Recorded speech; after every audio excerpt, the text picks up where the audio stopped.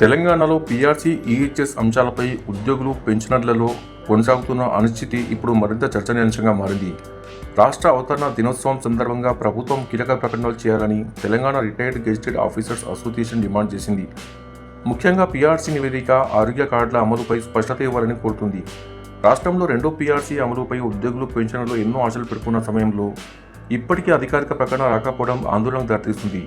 ఇటీవల ముఖ్యమంత్రి రేవంత్ రెడ్డి ఉద్యోగ సంఘాలతో సమావేశమైనప్పుడు పీఆర్సీ నివేదికను త్వరగా సమర్పించాలని అధికారులను ఆదేశించినప్పటికీ ఇప్పటి వరకు ఎలాంటి స్పష్టత వెలువడలేదు. దీంతో కనీసం జూన్ 2న తెలంగాణ అవతరణ దినోత్సవం సందర్భంగా ప్రభుత్వం పీఆర్సీ పైన ప్రకటన చేస్తుందనే ఆశతో ఉద్యోగ వర్గాలు ఎదురుచూస్తున్నాయి. ఇదే సమయంలో ఉద్యోగుల ఆరోగ్య పథకం ఈహెచ్ఎస్ పై కూడా పలు సందేహాలు కొనసాగుతున్నాయి. ప్రభుత్వం 1.5% చందా కోత విధిస్తామని ప్రకటించిన పథకం అమలు విధానం, అందుబాటులో ఉండే ఆసుపత్రులు, కార్డుల జారీ ప్రక్రియ, ఉద్యోగులు, పెన్షనర్లకు లభించే ప్రయోజనాలపై పూర్తి వివరాలు ఇంకా వెల్లడించలేదని సంఘ ప్రతినిధులు చెబుతున్నారు. దీంతో ఉద్యోగుల్లో అనేక అనుమానాలు పెరుగుతున్నాయని పేర్కొన్నారు. ఈ అంశాలపై జరిగిన సమావేశంలో పీఆర్సీ నివేదిక వెంటనే విడుదల చేయడంతో పాటు పూర్తి వివరాలతో కూడిన ఆరోగ్య కార్డుల మార్గదర్శకాలను ప్రకటించాలని సంఘం ఏకగ్రీవంగా తీర్మానం చేసింది.